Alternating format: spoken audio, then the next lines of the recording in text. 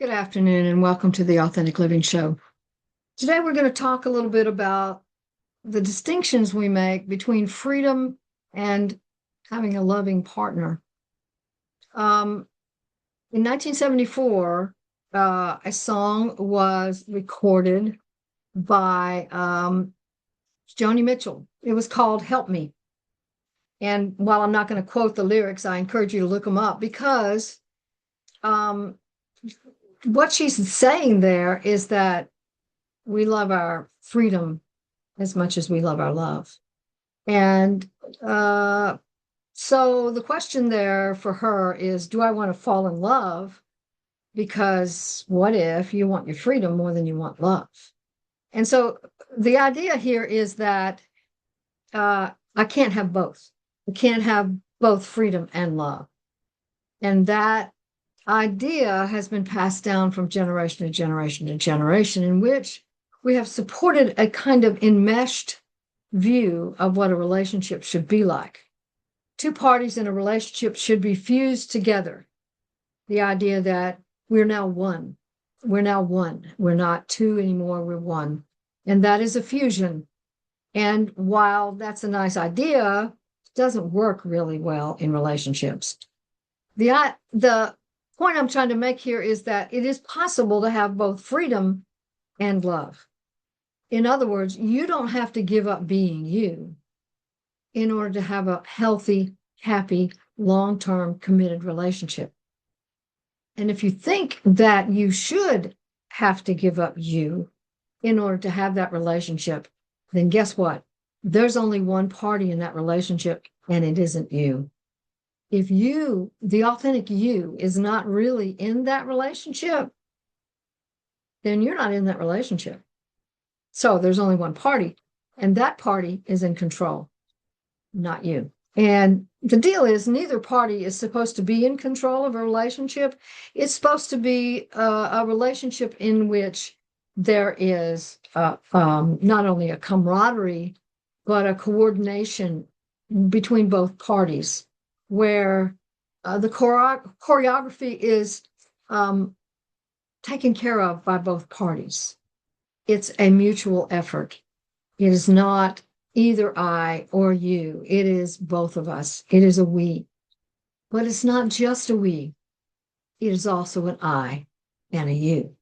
So I get to be fully me, and you get to be fully you. And then we relate to each other based on that two-ness, not oneness. We're not one, we're two. And so that being that ability to be two instead of one creates a dynamic where both parties can bring their authenticity to the table and create intimacy. Intimacy is not fusion. Intimacy is not fusion. We don't become one with intimacy. We become true with intimacy. We become honest. We become available.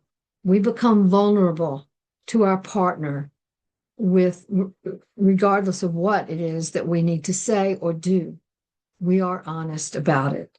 Now, that doesn't mean that we have to be cruel. Now, a lot of people think, well, you got to be honest, you got to be cruel. No, if you're thinking that, there's a problem, and I recommend therapy.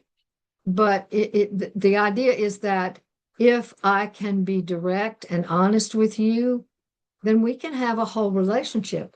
But if I'm not allowed to do that because I'm so worried about hurting your feelings, or I'm so worried that we'll have a fight, or I'm so worried that you won't like me or love me anymore, then I'm not really in the relationship.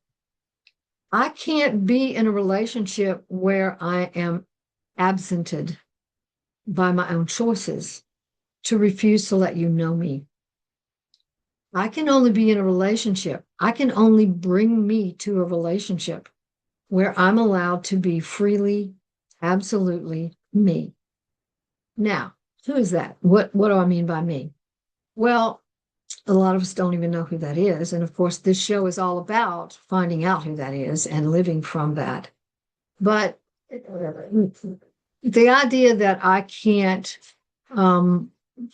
be me because I don't even know who that is is an important consideration. So who am I? Well, one of the best things about an intimate relationship is that it can help us find that out.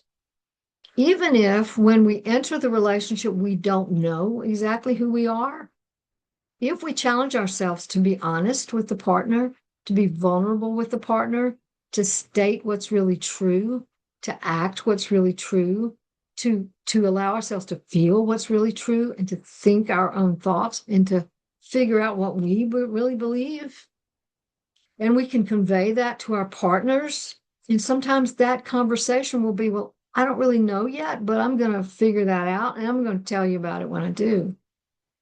That push to really create an intimate relationship can be very, very helpful in finding out who we are, because the relationship challenges us to find that out.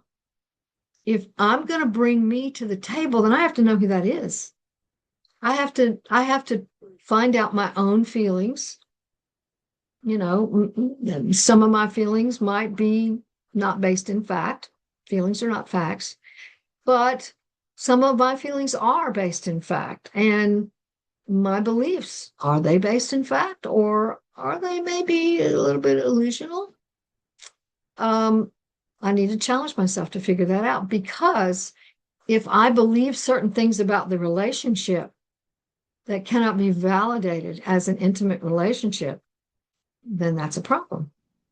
So the relationship can push me to figure out what I really do believe and whether that can be authenticated in the relationship.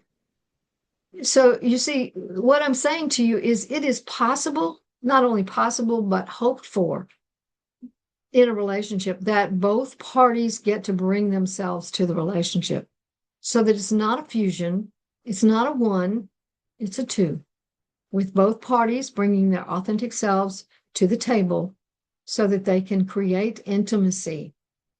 Intimacy is not just sex, although sex is a great part of intimacy, but intimacy happens when two people can be absolutely vulnerable with each other and be safe in that vulnerability.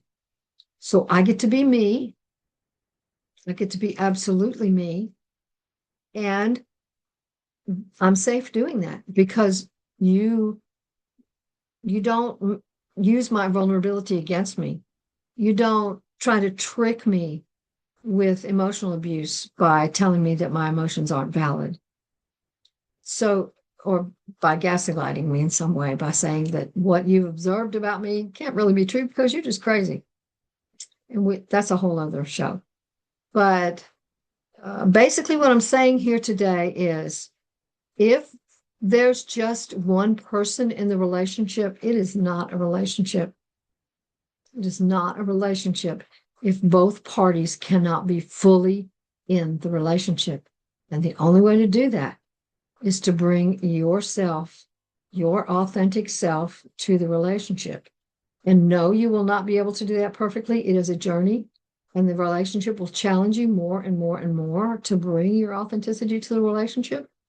And if you can do that, then you might have a really good shot at having a healthy, happy relationship. So, can you have freedom and love at the same time? Absolutely. And without that, it's not a healthy relationship. That's the end of our show today. Thank you for being here.